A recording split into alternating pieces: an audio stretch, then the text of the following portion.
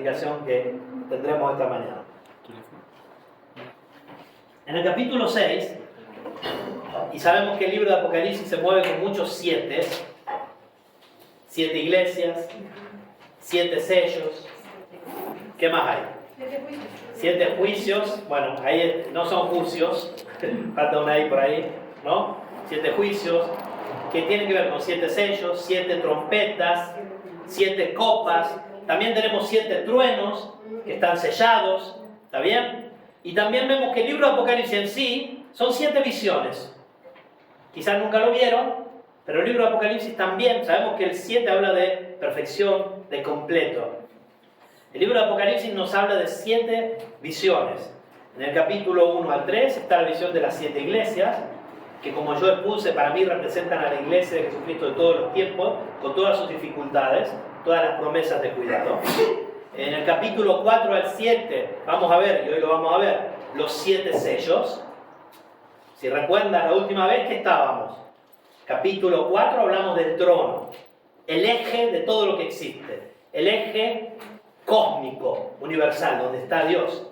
Si bien Dios es omnipresente, el trono se presenta como el lugar del que se rige todo lo que existe, la soberanía absoluta, Dios al centro. Estos 4 seres, los 24 ancianos, la multitud que adora, ¿se acuerdan? Eso lo vimos.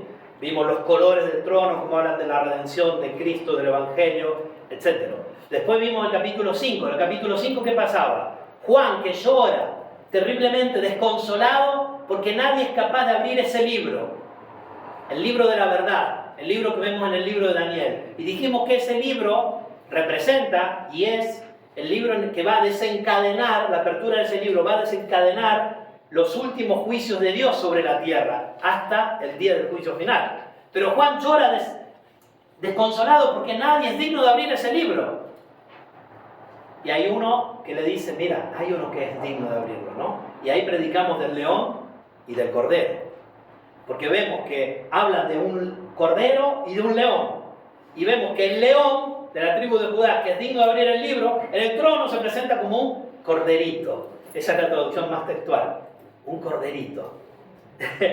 Ahí vemos el Evangelio claramente, vemos a Jesucristo reinando soberano, como él mismo dice en Apocalipsis 1, el soberano de los reyes de la tierra, el que nos amó y nos liberó con su sangre y nos hizo un pueblo para Dios, etc., ¿no? ¿Por qué lloraba Juan? Porque si nadie fuera capaz de abrir ese libro, entonces la maldad no sería juzgada. Y esta maldad seguiría infectando eternamente la tierra y los seres humanos y la raza humana. Pero vemos en Apocalipsis capítulo 5, versículos 9 al 12, que dicen, los que cantan, digno eres de tomar el libro y de abrir sus sellos. Porque tú fuiste inmolado y con tu sangre nos has redimido para Dios, de todo linaje, y lengua, y pueblo, y nación. Esto indudablemente representa a la iglesia de Jesucristo. Somos nosotros en algún modo ahí cantándolo, ¿no? El cordero que fue inmolado es digno de tomar el poder, la riqueza, la sabiduría, la fortaleza, la honra, la gloria y la alabanza. Aquí también hay 7 cosas, ¿no?, de las cuales es digno de tomar. Podríamos ver todo el libro de Apocalipsis bajo la lectura de la división en 7, ¿no? Y en medio de esta adoración que el Cordero recibe, el Cordero, el León, el digno de abrir, Jesucristo, el Señor de señores, el soberano de los reyes de la tierra, en el capítulo 6, versículo 1, empieza así nuestro texto de hoy. Pero después nos vamos a ir del texto. Lo siento, porque hoy va a ser una predicación muy rara, porque tengo que introducirlos. Entonces hoy el primer punto de la predicación no va a ser el texto, va a ser la introducción. El segundo punto va a ser el texto. Y el tercer punto va a ser la parte final del texto, que es el día de Jehová. Vamos a ver esto, si llegamos. Y si no, lo haremos en más predicaciones. Capítulo 6, versículo 1 dice, vi cuando el Cordero abrió uno de los sellos. Podríamos decir, el primero de los sellos. El sello que tiene este pergamino. Ya dijimos que esos eran sellos que usaban los emperadores cuando había algo muy importante, y con 7 sellos era algo sumamente importante. Y el ir abriendo los sellos no es en sí la apertura del libro totalmente, sino que se empieza a desenrollar el pergamino y se empieza a conocer los designios y el propósito de Dios para la humanidad y para el mundo y para esta creación.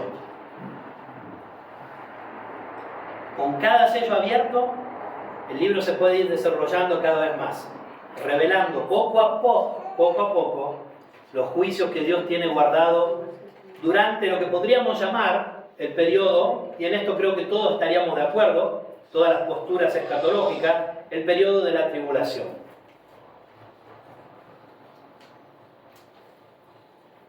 Vamos a ver que en el capítulo 6 están los famosos, no sé si alguna vez escucharon, los 4 jinetes del Apocalipsis. Si alguna vez escucharon de esta frase, en este capítulo está estos 4 jinetes con 4 caballos de 4 colores distintos que representan juicio de Dios para la humanidad, para este mundo y para esta creación. Y eso van a ser los primeros 4 sellos. Después vamos a ver el 5.º sello, que es el clamor de los mártires o de los justos que han muerto por Jesucristo. Y después vamos a ver el 6.º sello, que desencadena un cataclisma cósmico increíble. Esos son los 6 sellos que están en el capítulo 6 de Apocalipsis. Primeramente quiero introducirlos, y este es el punto primero, antes de leer el texto. ¿A qué son los 7 sellos? No deberíamos de tomar los 7 sellos,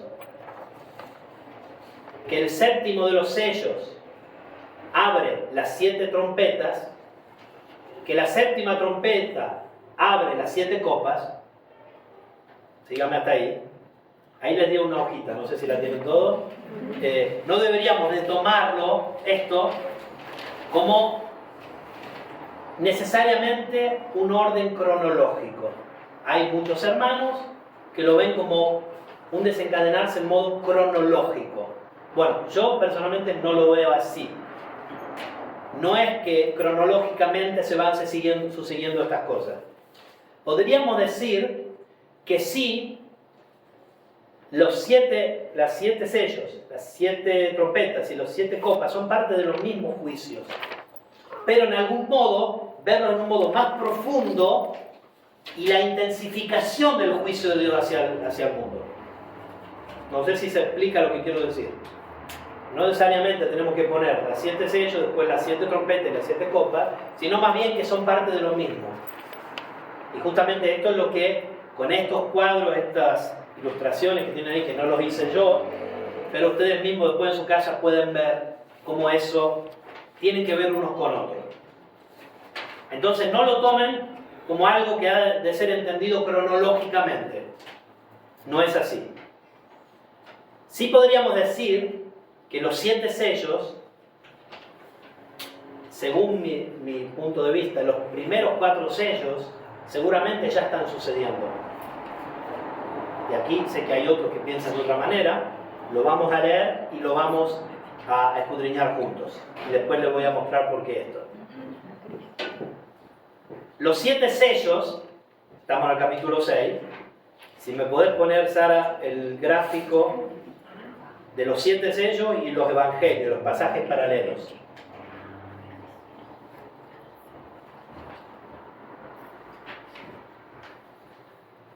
Bueno, esto está bien, esto también está bien. Aquí vemos que los 7 sellos son los que están arriba, aquí. Vamos a ver que va a salir un caballo blanco.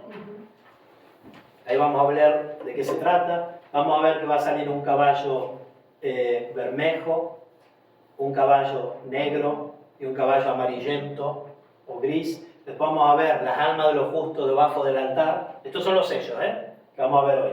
Vamos a ver el juicio final que empieza a desencadenarse con el día del Señor y las voces y los relámpagos a la apertura del 7.º sello, que hoy no va a estar en el pasaje que nos toca. Pero estos también están conectados con las 7 trompetas, que no vamos a ver hoy, que son estas que tienen aquí, después las pueden mirar en su casa, y también están conectadas con las 7 copas. Están conectadas.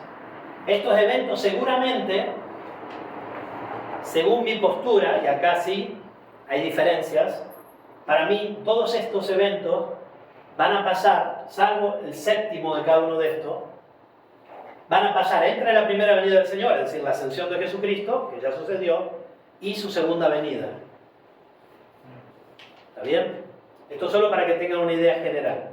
Ahora, si me podés poner el segundo gráfico, por favor. Después ustedes estudianlo en sus casas, ¿no? Esto es algo que les dejo para que ustedes los miren. Vamos a ver los 7 sellos. Los 7 sellos, que todavía no los leímos. Acá están. Los 7 sellos, sin lugar a duda, son pasajes paralelos de Mateo 24. ¿Se recuerdan el famoso capítulo en el cual los discípulos, Jesús les dice que ese templo va a ser destruido, que no va a quedar piedra sobre piedra? Y los discípulos en Mateo le hacen 3 preguntas a Jesús. Y Jesús responde esas 3 preguntas en Mateo 24. Esas 3 preguntas no las encontramos en Marcos 13, pero es un pasaje paralelo. Es decir, Marcos también toma lo mismo que Mateo. Y también Lucas 21. Esto es muy importante porque para tener una correcta interpretación, entendimiento de los sellos, para mí no se puede obviar que indudablemente las cosas que predijo Jesús tienen que ver, sin lugar a duda, con los sellos. Ahora vamos a ir a leer el texto. Vamos a Juan 6. Apocalipsis 6. Dice así: vi cuando el cordero abrió uno de los sellos y oí a uno de los 4 seres vivientes decir como con voz de trueno: ven y mira. Y miré, y aquí un caballo blanco, y el que lo montaba tenía un arco, y le fue dada una corona, y salió venciendo y para vencer. Cuando abrió el segundo sello, oí al segundo ser viviente que decía: ven y mira. Y salió otro caballo, bermejo, esto es rojizo, color sangre, y al que lo montaba le fue dado poder de quitar de la tierra la paz, y que se matasen unos a otros, y se le dio una gran espada. Cuando abrió el tercer sello, oí al tercer ser viviente que decía: ven y mira. Y miré, y aquí un caballo negro, y el que lo montaba tenía una balanza en la mano, y oí una voz en medio de los 4 seres vivientes que decía: 2 libras de trigo por 1 denario, y 6 libras de cebada por 1 denario, pero no dañes el aceite ni el vino. Cuando abrió el cuarto sello, oí la voz del cuarto ser viviente que decía: ven y mira. Miré, y aquí un caballo amarillo, y el que lo montaba tenía por nombre Muerte, y el Hades le seguía. Y le fue dada potestad sobre la 4ª parte de la tierra para matar con espada, con hambre, con mortandad y con las fieras de la tierra. Cuando abrió el 5.º sello, vi bajo el altar las almas de los que habían sido muertos por causa de la palabra de Dios y por el testimonio que tenían. Y clamaban a gran voz diciendo: ¿hasta cuándo, Señor, santo y verdadero, no juzgas y vengas nuestra sangre en los que moran en la tierra? Y se les dieron vestiduras blancas, y se les dijo que descansasen todavía un poco de tiempo, hasta que se completara el número de sus consiervos y sus hermanos, que también habían de ser muertos como ellos. Miré cuando abrió el 6.º sello, y aquí hubo un gran terremoto, y el sol se puso negro como tela de silicio, y la luna se volvió toda como sangre, y las estrellas del cielo cayeron sobre la tierra, como la higuera deja caer sus higos cuando es sacudida por un fuerte viento. Y el cielo se desvaneció como un pergamino que se enrolla, y todo monte y toda isla se removió de su lugar. Y los reyes de la tierra, y los grandes, los ricos, los capitanes, los poderosos, y todo siervo y todo libre, se escondieron en las cuevas y entre las peñas de los montes, y decían a los montes y a las peñas: caed sobre nosotros y escondednos del rostro de aquel que está sentado sobre el trono y de la ira del Cordero, porque el gran día de su ira ha llegado. ¿Y quién podrá sostenerse en pie? Hermano, este capítulo es terrorífico.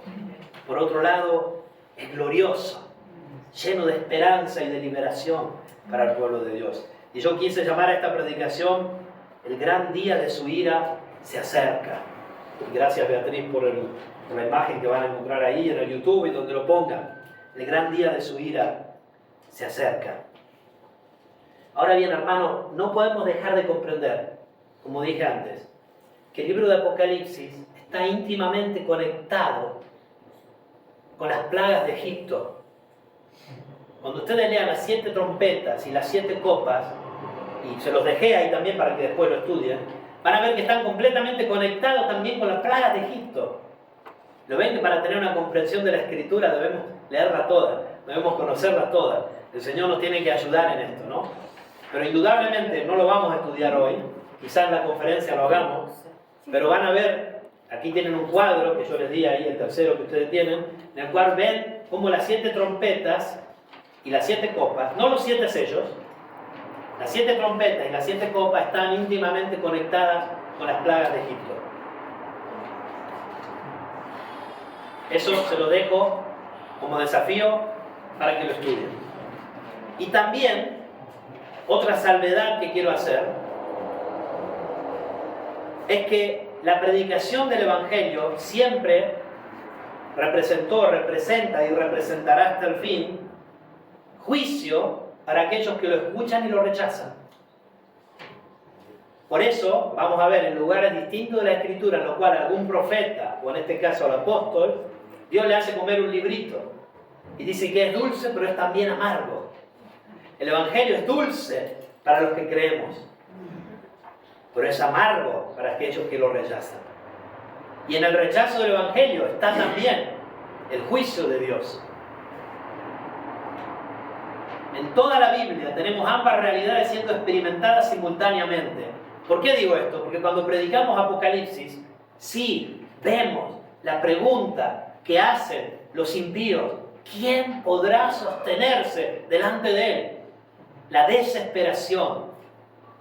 Cuando los impíos, los pecadores no arrepentidos, comprendan la ira total de Dios que le vendrá encima, debajo de la cual ya están, porque los no cristianos están ya muertos en su delito y pecado, bajo la ira de Dios. El que no cree ya ha sido condenado, dice la Escritura. Ya están allí, pero un día la van a comprender en un modo terrible. Entonces vemos estos dos lados del Evangelio, lo dulce y lo amargo. Y cuando vemos Apocalipsis no podemos dejar de pensar en esto. Entonces, como les dije, no sé si nos va a dar tiempo, así como las 7 trompetas y las 7 copas están conectadas íntimamente con las plagas de Egipto, los 7 sellos están conectados totalmente con la profecía de Jesús en el Monte de los Olivos, después de la pregunta de sus discípulos: ¿cuándo serán estas cosas? ¿Qué señal habrá de tu venida y del fin del siglo? Cuando Jesús le dice: no va a quedar piedra sobre piedra. Eso grábenselo en la cabeza para que lo estudien. Y van a ver conexiones increíbles entre esos pasajes.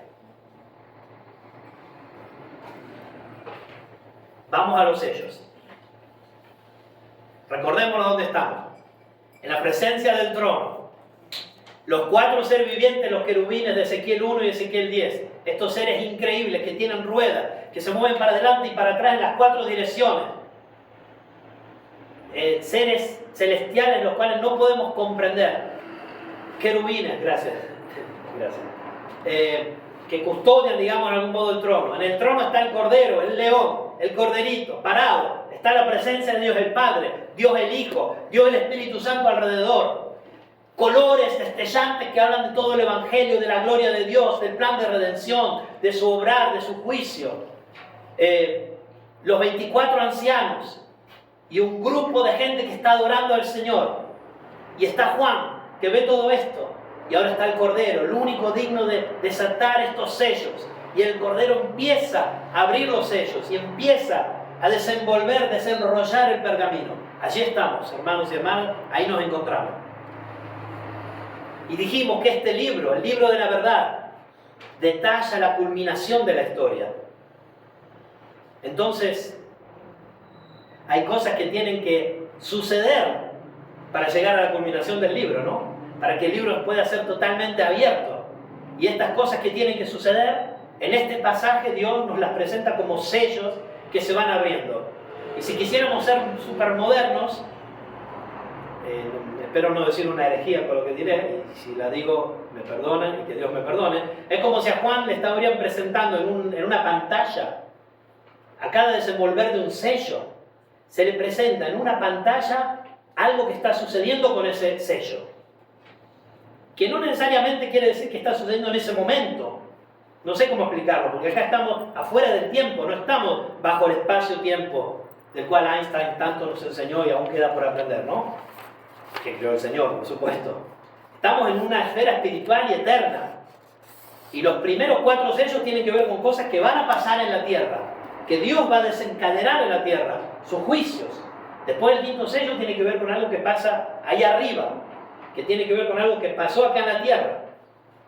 ¿Está bien? Y el 6.º sello va a ser el juicio grande que viene del Señor. Todos estos son juicios del Señor. Pero van a ser juicios que se van a ir incrementando. Que van a ser también mejor revelados en el libro de Apocalipsis, con las 7 trompetas y las 7 copas. Pero estamos hablando de los mismos juicios que se van incrementando. Por eso, si bien creo que estamos en la tribulación y en este punto de vista, si quieren llámenme amilenialista, sí, desde ese punto de vista lo soy. Creo que estamos en la tribulación. Creo que la tribulación para la Iglesia de Cristo empezó después de la ascensión. Sí, también creo que va a haber un momento de gran tribulación al final de los tiempos. Aún peor, aún se incrementará. Y personalmente, si bien hay distintas posturas, y conozco las otras posturas porque yo era dispensacionalista y era premilenialista y conozco muy bien todo eso, hoy en día puedo decir con certeza, pero esta es mi convicción, que nosotros pasaremos la gran tribulación. No todo. El gran día de la ira no lo pasaremos, pero gran parte de la gran tribulación la pasaremos. Y para esto créanme que tengo mucho sostén bíblico, pero eso lo vamos a hablar en la conferencia. Tengo mucho sostén bíblico, pero respeto otras posturas. Pero creo que la Biblia nos enseña claramente, después lo vamos a ver, que justamente tenemos que estar preparados para eso. Ese es el desafío para la Iglesia del Señor. Vamos a empezar a ver este desatar, abrir de sellos. Dice el teólogo Clark, es importante señalar que la apertura de los sellos no es sino simplemente una declaración de lo que Dios hará, es la exhibición de un propósito que será cumplido, será consumado. Cuando sea que el sello sea abierto, la sentencia será ejecutada. Como dije, estos sellos no necesariamente tienen que ser entendidos como uno detrás del otro en orden cronológico. Lo mismo que la trompeta, lo mismo con las copas y lo mismo entre las 7 cosas. Las 3 de 7. Ahora, podríamos hacernos una pregunta. ¿Los sellos representan las condiciones inmediatas justo antes del fin? ¿O también nos hablan de condiciones generales que prevalecen por un periodo de tiempo más extendido hasta la venida de Jesús? Bueno, ya les dije la respuesta a lo que creo. Creo que estos sellos también nos hablan de algo general, de una tribulación que la Iglesia ya sufre, sufrió y sufrirá, pero que será cada vez mayor e incrementada. Cada vez peor, podríamos decir, desde un punto de vista humano. Cada vez mejor, pero cada vez peor. Pero cada vez mejor. Es así. El primer sello, hay mucha discusión teológica aquí. Y aquí se puede decir que, según lo que pienses, puede seguramente estar pensando una herejía. Porque aquí, algunos, y yo no lo creo, piensan que este del caballo blanco es Cristo. Y hay muchos hermanos que sostienen esto. El primer sello, caballo blanco, jinete blanco. Y la gran mayoría de los teólogos piensan que es el anticristo. Fíjense. Entonces les digo, por eso pueden... O sea, aquí hay discusión teológica sobre si es Cristo o el anticristo. O sea, no acá la que elija o dice una herejía o no. Bueno, tienes que estudiarlo, ¿no? La mayoría de los teólogos sanos, si podemos llamarlo así, creen que esto es el anticristo. Sinceramente, yo creo que no es ni Cristo ni el anticristo.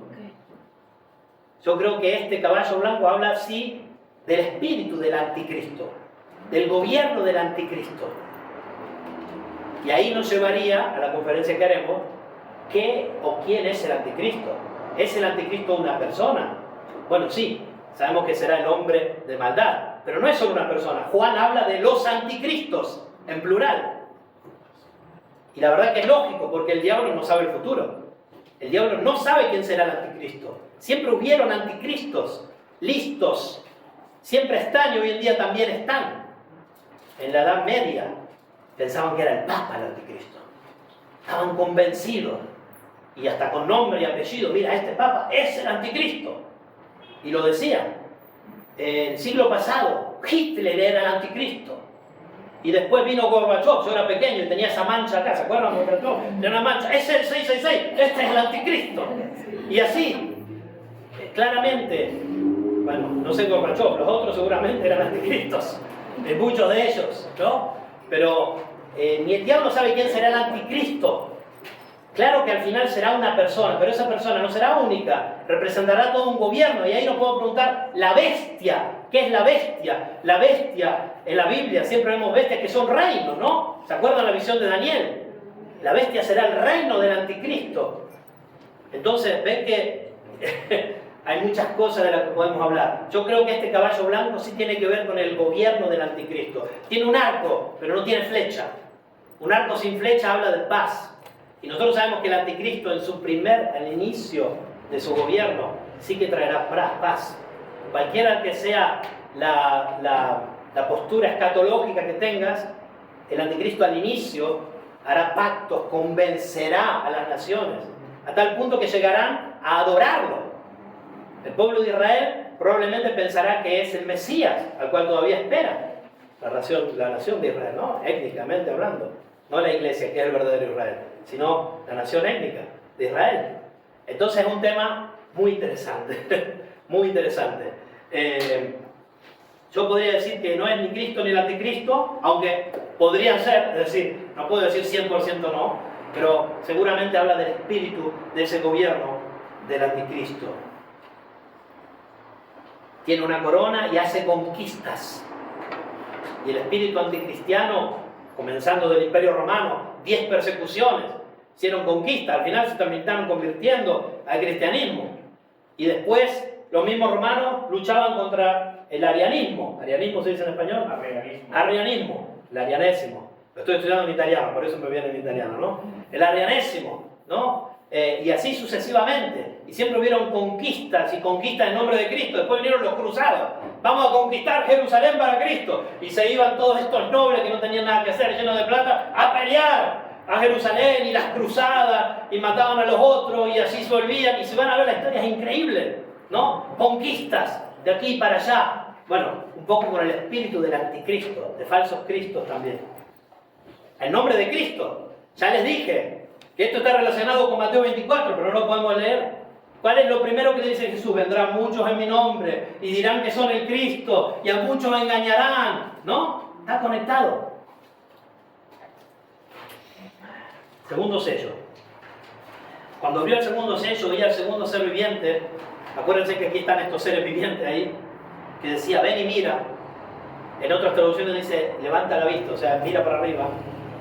Y salió otro caballo. Este caballo es bermejo, rojizo, tipo color sangre. Y al que lo montaba le fue dado el poder ¿de qué? De quitar la paz. Hermanos, la paz entre los hombres. No la paz con Dios, no la paz salvífica. La paz entre las naciones es un regalo de Dios. Si Dios no estuviera ahí, otro que 2 guerras mundiales, tendríamos cientos de guerras mundiales, viviríamos en la guerra mundial continua. Y la Guerra Fría no hubiera terminado o proseguido como prosigue. Ya no hubiéramos hecho desaparecer el planeta si no fuera por la gracia común de Dios que pone la mano. A este punto, sabemos que hay gracia de Dios en poner la mano y parar un poco la maldad de los hombres, porque Dios también lo hace en su bondad. Esto nos lo enseñó Jesús, que hace salir su sol sobre justos y malos, que hace llover sobre buenos y impíos, ¿no? O sea, hay una gracia común, pero si Dios quita la mano, nosotros nos destruimos totalmente. Estudien la historia del nacionalsocialismo en Alemania. No quiero estigmatizar, porque eso podría estar y hay en cada pueblo.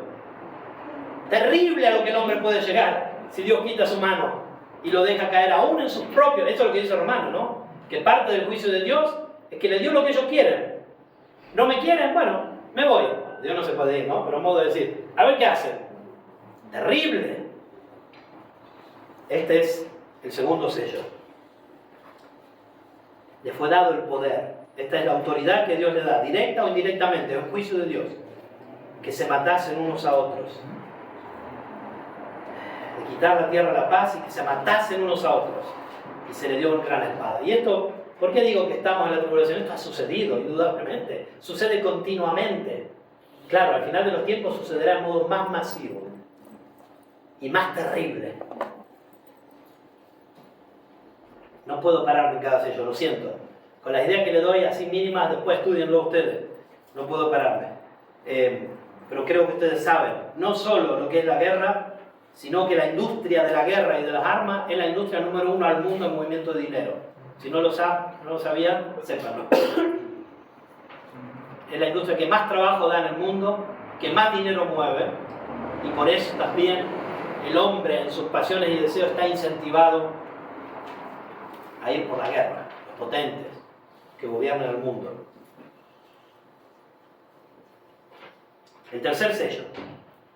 Cuando abrió el tercer sello, vi al tercer viviente que decía, ven y mira, y miré, y aquí un caballo negro. Y el que lo montaba tenía una balanza en la mano. Y oí la voz en medio de los 4 seres vivientes que decían 2 libras de trigo por 1 denario, 6 libras de cebada por 1 denario. ¿Qué significa esto? Bueno, todo lo que ganas un día de trabajo te va a servir solo para comprar el pan. O sea, hambre, escasez. Va a tener que trabajar duro solo para sobrevivir. De esto habla, ¿no? Lo estoy resumiendo mucho. Ustedes pueden estudiarlo después. Describe un tiempo de hambre en donde la vida se reducirá a las necesidades más básicas. Bueno, ya pasó en la historia muchas veces. En el medioevo hubo un momento, entre 1200 y 1300, que cambió el clima del mundo y como no tenían desarrollo tecnológico para incrementar las cosechas, como hoy podemos hacer con la misma tierra, ya no había mucha tierra y la mitad del mundo murió de hambre. La mitad del mundo conocida. O sea, hoy somos 8.000 millones, depende de cómo lo quieran decir, 8 billones, no sé en sus países cómo lo dicen, ¿no? 8.000 millones, 8 billones, algo más. Es como si murieran 4 billones de personas hoy en día, no eran tantos en ese momento. Murieron de hambre. Y así también hubieron hambres parciales en distintos lugares del mundo. Un montón de gente. Hoy en día también sucede, ¿no? En África, un montón de niños, millones que mueren de hambre, millones. Y algunos mueren porque no tienen, no hambre, ni agua. Ni agua tienen. Bueno, eso es otro tema, ¿no? Pero no dañes el aceite ni el vino. Aún las mejores cosas para ciertas personas, las élites, como podemos llamar, siempre están disponibles para aquellos que las pueden comprar. Pero esto se incrementará hacia el final de los tiempos. El hambre, la hambruna. No por nada los potentes del mundo quieren reducir. Ustedes saben esto está público, no estoy haciendo ninguna teoría de complotismo. Lo dicen abiertamente, quieren reducir la población mundial. Esto está claro, ustedes pueden indagarlo, no estoy diciendo ninguna mentira. Justamente por esto. El hambre se incrementará. El cuarto sello. Cuando abrió el cuarto sello, capítulo 6, versículo 7, oí la voz del cuarto ser viviente que decía, ven y mira, un caballo amarillo, algunos dicen que es un gris muerte le dicen, así lo dicen, ¿no? Y el que lo montaba tenía por nombre muerte, es decir, el jinete se llama muerte. Y el Hades le seguía. Y le fue dada potestad sobre la 4ª parte de la tierra, para matar con espada, con hambre, con mortandad y con las fieras de la tierra. Esta era una maldición que Dios ya había dado en el Antiguo Testamento, que si mi pueblo se aleja de mí y no me sigue, le decía Israel, yo le voy a mandar estas 4 cosas. Hambre, pestilencia, bestias que lo devoren, ¿no? Plagas. Estas 4 cosas, por eso está todo conectado. Estas 4 cosas también sucederán. Han sucedido y seguirán sucediendo y se incrementarán. No es necesario que le diga del coronavirus. Aunque si por el coronavirus realmente si vamos a los números, si bien a mí se me murió un mejor amigo, personas cercanas, etc. Si vamos a los números, en realidad no fue una catástrofe global. Si vamos a ver cuántos murieron realmente, ¿no? No fue algo así terrible. Aquí va a morir la 4ª parte del mundo. Es decir, hoy en día, 2.000 millones, 2 billones de personas. ¿Saben cuánto es eso? Toda América, desde Alaska, Canadá, hasta la Patagonia Argentina, no llega a 2 billones de personas. Moriría toda América. Para que se den una idea. Creo que hay en toda América 1,3 billones, algo así. Podría morir toda América y toda Europa casi. Casi. De cantidad de gente. O sea, no estamos hablando de poca cantidad. Estamos hablando de una gran cantidad. Y esto va a pasar. Está pasando, pasó, pero va a pasar. Se va a ir incrementando. Este es el caballo amarillo. ¿Por qué dije antes también que el blanco, el primer caballo, el primer sello, no es el anticristo? Porque los otros 3 caballos no vemos que sean personas. ¿No? El negro, el rojo, el amarillo, no son personas realmente. Son como eventos que suceden. Tampoco podríamos decir que son ángeles. Podrían ser ángeles, ¿eh? Podrían ser que estos 4 jinetes son los 4 ángeles que vamos a encontrar próximamente en los 4 puntos de la tierra, que están ahí para desencadenar con toda la ira de Dios, y le dicen, esperen, que primero hay que recoger a los escogidos de Dios, los 144.000. Que ahí también les digo en postura es la iglesia, pero bueno, ahí también hay mucha discusión, ¿no? Yo creo que ese recoger es el arrebatamiento, antes del día de la ira. Pero se los dejo así como píldoras para que ustedes puedan estudiarlo. Lo vamos a estudiar con mayor profundidad. Estoy tratando de ir lo más rápido posible. A este cuarto caballo, a este cuarto jinete, el amarillo, se le da la potestad para matar. La potestad es dada al jinete por Dios. Y a pesar de que él viene con el Hades, el infierno, se está desencadenando y se desencadenará un infierno sobre la tierra, Dios tiene todo bajo control. Él aún, el Cordero, es el que está abriendo los sellos. Quinto sello. Tengo que apurarme. ¿Alguno está dormido? Espero que no. Quinto sello. Versículo 9. Cuando abrió el quinto sello, vi bajo el altar las almas de los que habían sido muertos por causa de la palabra de Dios y por el testimonio que tenían. Y clamaban a gran voz diciendo, ¿hasta cuándo, Señor, santo y verdadero, no juzgas y vengas nuestra sangre en los que moran en la tierra? Y se les dieron vestiduras blancas y se les dijo que descansasen todavía un poco de tiempo hasta que se completara el número de sus consiervos y sus hermanos que también habían de ser muertos como ellos. Que estas almas están bajo el altar enfatiza el hecho de que su vida, su sangre, fue derramada como una ofrenda a Dios. Así como la sangre de Abel, ¿se acuerdan? Que me habla y me dice, le dice Dios a Caín, ¿no? Oigo la sangre de tu hermano, ¿no? Es algo figurado, claramente, ¿no? Pero una vez hice una predicación que se llama La sangre que habla. Y después vemos el Nuevo Testamento que dice que habla mejor que la de Abel. ¿Se acuerdan? La sangre de Jesucristo, que habla mejor que la de Abel. Aquí, ¿por qué? El altar para los judíos, y esto también hay que entenderlo, muchos de los depositarios de Apocalipsis conocían muy bien esta figura, porque estaban muy compenetradas con el Antiguo Testamento, con lo que pasaba en ese momento, etc. ¿No? También el 666 tiene que ver con eso. Después lo hablaremos en futuro, en la conferencia, o aquí cuando sea. Esto también es la idea de Levítico 4:7, cuando el sacerdote mataba un sacrificio y echaba el resto de la sangre del becerro a pie del altar del holocausto. Y se acuerdan que Pablo nos dice que nosotros tenemos que ser como esos corderos.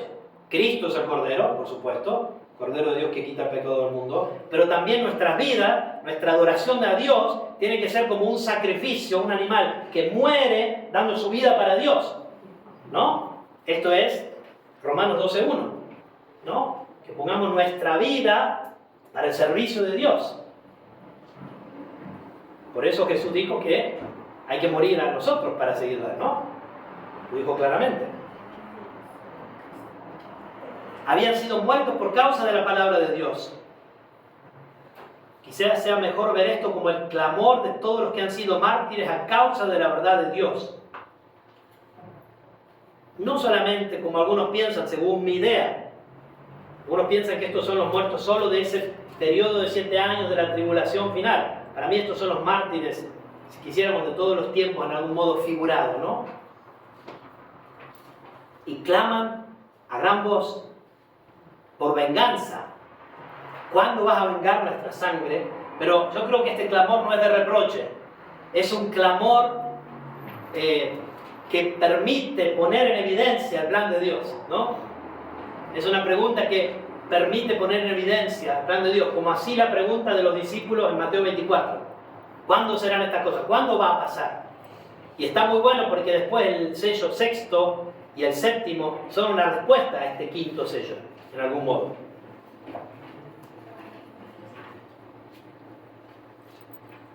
Y Dios les dice que estén tranquilos, que se va a completar el número y que claramente van a recibir su justicia. Que descansen un poco. ¿Hasta cuándo? Hasta que se complete el número de sus consiervos y sus hermanos, que también habían de ser muertos como ellos. Sexto sello.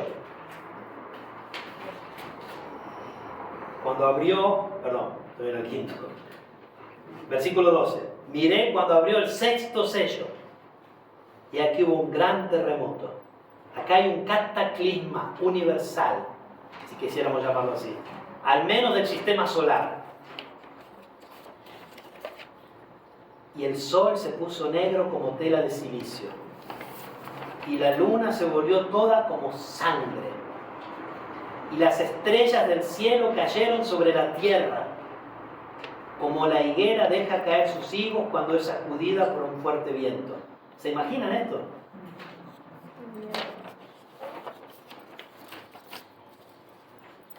Y el cielo se desvaneció como un pergamino que se enrolla, y todo monte y toda isla se removió de su lugar. Y los reyes de la tierra, y los grandes, los ricos, los capitanes, los poderosos, todo siervo y todo libre, se escondieron en las cuevas y entre las peñas de los montes. Esto, hermanos, no ha pasado aún. Algunos quieren darle a esto una lectura, un cuadro. No, esto va a ser literal. Y esto va a ser literal cuando llegue lo que se llama, y lo vamos a ver, porque en el versículo final de este capítulo lo dice, el día del Señor. El día del Señor no son los últimos días, en los cuales ya estamos y se incrementará. El día del Señor será el día del juicio final. Que no será un día de 24 horas, será un periodo de tiempo conocido en las Escrituras como el día del Señor, en el cual Dios definitivamente liberará toda su ira para destrozar toda injusticia, todo mal, todo pecado y pecador. Y yo creo que antes de esa último, la iglesia será arrebatada. Pero antes de eso tendremos mucho tiempo de tribulación. No sé cuánto tiempo, pero pasaremos por la tribulación. Quiero que veremos el anticristo, veremos la manifestación del hombre de maldad. Veremos, Tesalonicenses lo dice claramente, que eso va a pasar antes que venga el Señor. Quería hablarles mucho más hoy del día del Señor, pero no voy a poder, porque tengo que terminar aunque no llegamos a lo mejor, ¿no? Pero solo les voy a dar algo para la próxima vez que voy a hablar, sí, del día del Señor, ya no con un capítulo de Apocalipsis, sino como algo intermedio para poder ir comprendiendo esto.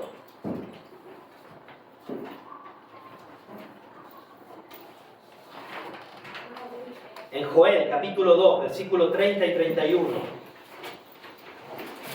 O sea, Joel 2, 30 y 31.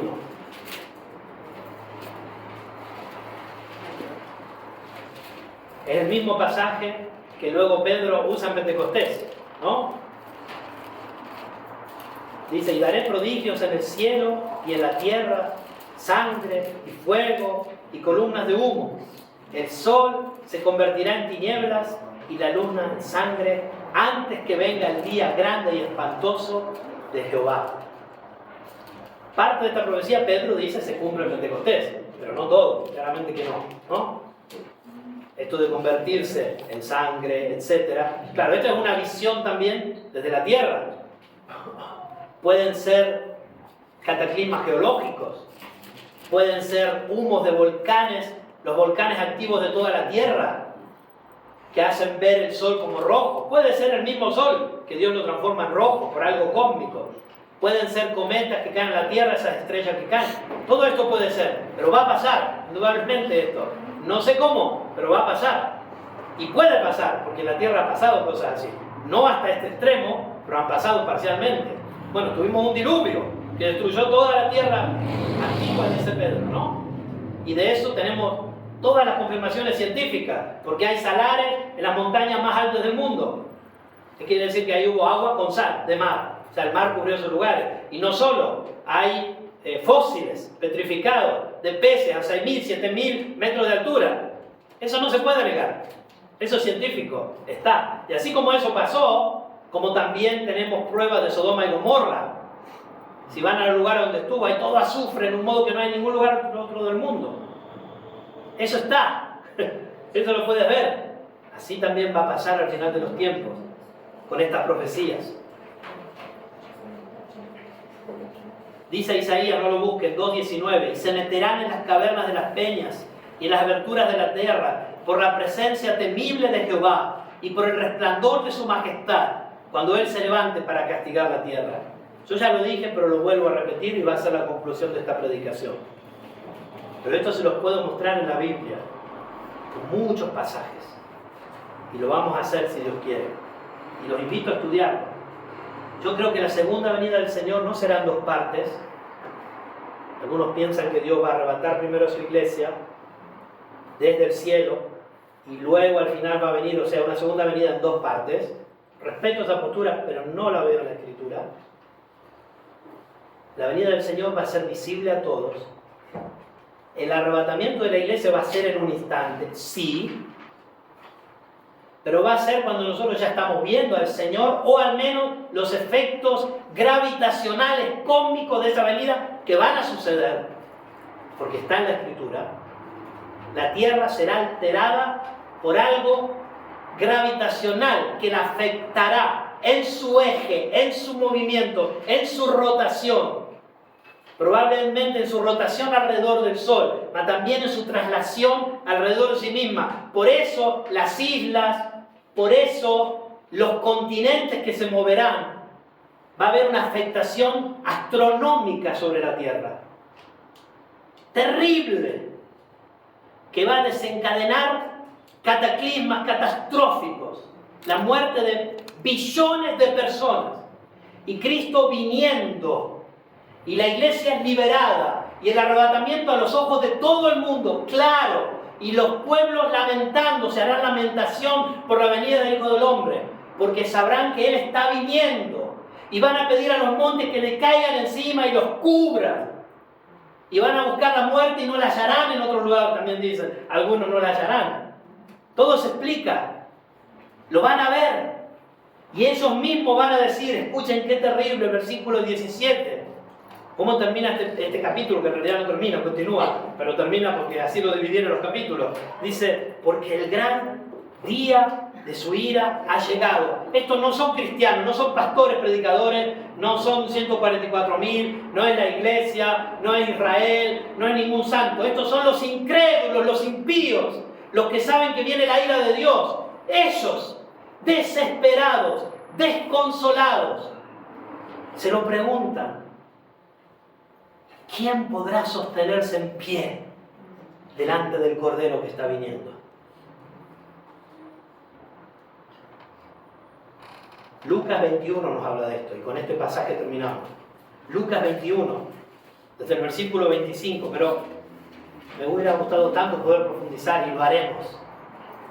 Lucas 21 dice así, 21-25, entonces habrá señales en el sol, en la luna y en las estrellas, y en la tierra angustia de las gentes, confundidas a causa del bramido del mar y de las olas. ¿Ustedes saben qué altera el bramido del mar y de las olas? La luna. Hay un evento cósmico aquí. Las mareas, los mares, señales en el sol,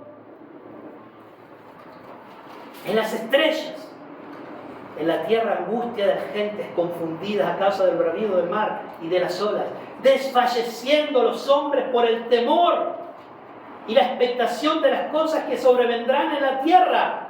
Esto no es lo que dice Apocalipsis, ¿acaso? No es esto. ¿Quién podrá quedar en pie delante de la ira del Cordero? Caed sobre nosotros y escondernos del rostro de aquel que está sentado sobre el trono y de la ira del Cordero, porque el gran día de su ira ha llegado, y ¿quién podrá sostenerse en pie? Desfalleciendo los hombres por el temor y la expectación de las cosas que sobrevendrán en la tierra, porque las potencias de los cielos serán conmovidas. ¿Y entonces qué va a pasar? Verán al Hijo del Hombre, que vendrá en una nube con poder y con gran gloria. Cuando estas cosas comiencen a suceder, hermanos, respeto todas las posturas y lo digo con total humildad porque quizás me equivoco. Ahí estará la iglesia. Y por eso dice el Señor, cuando estas cosas comiencen a suceder, erguíos y levantad vuestras cabezas, porque vuestra redención está cercana. También les dijo una parábola: mirad la higuera y a todos los árboles, cuando ya brotan, viéndolo, sabéis por vosotros mismos que el verano está ya cerca. Así también vosotros, cuando veáis que sucedan estas cosas, sabed que está cerca el reino de Dios. De cierto os digo, y acá también tenemos una frase que se puede discutir teológicamente por años, que no pasará esta generación hasta que todo esto acontezca. ¿Qué es esa generación? Otra predicación. Yo creo, pero se lo resumo muy claro, para mí es la iglesia. La generación es la iglesia. Pero hay muchas posturas, no puedo decir que tengo razón. Algunos dicen es la generación que vio lo que pasó en Jerusalén. Bueno, pero Cristo no vino, ya murió esa generación. Algunos dicen la generación que empieza a ver los primeros sellos o los sellos cumplirse, entonces no va a pasar esa generación. Da lo mismo. Es secundario. No sabemos cuál es esa generación, le creemos a Jesús que así no pasará ese linaje, dicen otros lugares, hasta que todo esto acontezca. El cielo y la tierra pasarán, pero mis palabras no pasarán. Y ahora es la aplicación, hermano, porque Jesús no nos deja ahí con toda esta información de la cual es difícil de elaborar, ¿no? Para un incrédulo es: yo soy un loco y hoy me encierran en el manicomio, y si ustedes lo creen, conmigo. Pero para nosotros que creemos la palabra de Dios, así como todo sucedió, esto también sucederá al pie de la letra. De hecho, Jesús dice, cuando habló de esto, sabe que los que lo lean van a pensar que estamos todos locos. Él dijo: el cielo y la tierra pasarán, pero mis palabras no pasarán. Lo que significa mis palabras pasarán. Todas van a suceder. Todas. Mirad, y aquí está la aplicación conclusiva, y perdonen que se hizo tan largo. Mirad también por vosotros mismos, que vuestros corazones, y esto es el fulcro de la enseñanza de Cristo para el último tiempo a su iglesia siempre. A sus discípulos, ¿qué le dicen? Estad sobrios y velad, estás preparado. Ojo que cuando vengan no los encuentre sin aceite en su lámpara. Ojo, ¿no? Así, ¿no? Si ustedes ven, Romanos, ¿no? Están preparados, erguíos, miren, tengan la mirada, miren para arriba. Dice, pero mirad también por vosotros mismos, que vuestros corazones no se carguen de glotonería y embriaguez y de los afanes de esta vida. Hermano, no sé cómo está tu vida, pero todos tendemos a esto, ¿no? A bajar la vista, no a levantarla, a mirar acá, a estar acá enredado en los problemas. Pablo le dijo a Timoteo: ninguno que milita se enreda en los negocios de la vida, ¿no? A fin de agradar a aquel que lo tomó por soldado, ¿no? Así tendríamos que ser los creyentes, enredados en los negocios, pero eternos, los verdaderos, los reales, los espirituales, los eternos, ¿no? Y venga de repente sobre vosotros aquel día. Y aquí, no importa la postura escatológica que tú tengas, el día del Señor puede llegar. La pregunta es: ¿cómo estarás tú cuando eso suceda? Este es el énfasis. Porque como un lazo vendrá sobre todos los que habitan sobre la faz de toda la tierra.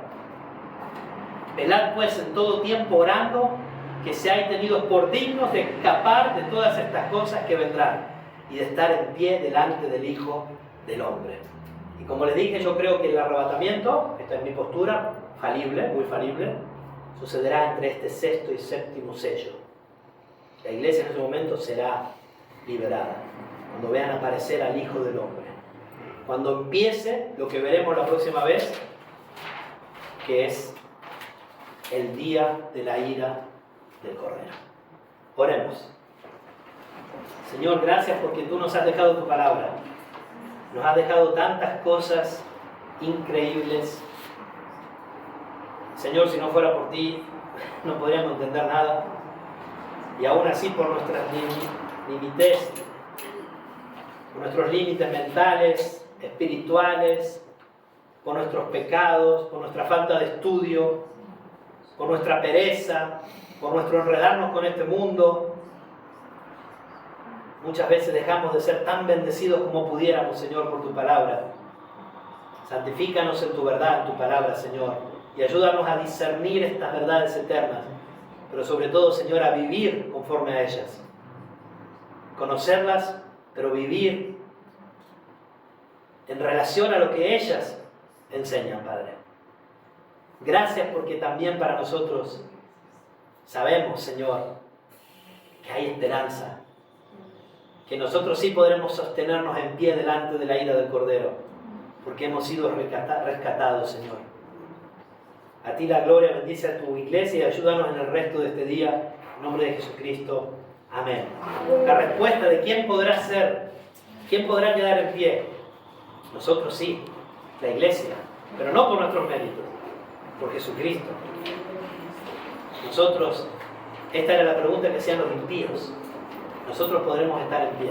Y de hecho, vamos a ver la próxima vez, el capítulo 7, que hay primero 144.000, que después, cuando él mira, ve que es una multitud que no tiene número y que están en pie delante del Cordero. Hermano, es glorioso. Estudiemos, desafiémonos, estimulémonos. El viernes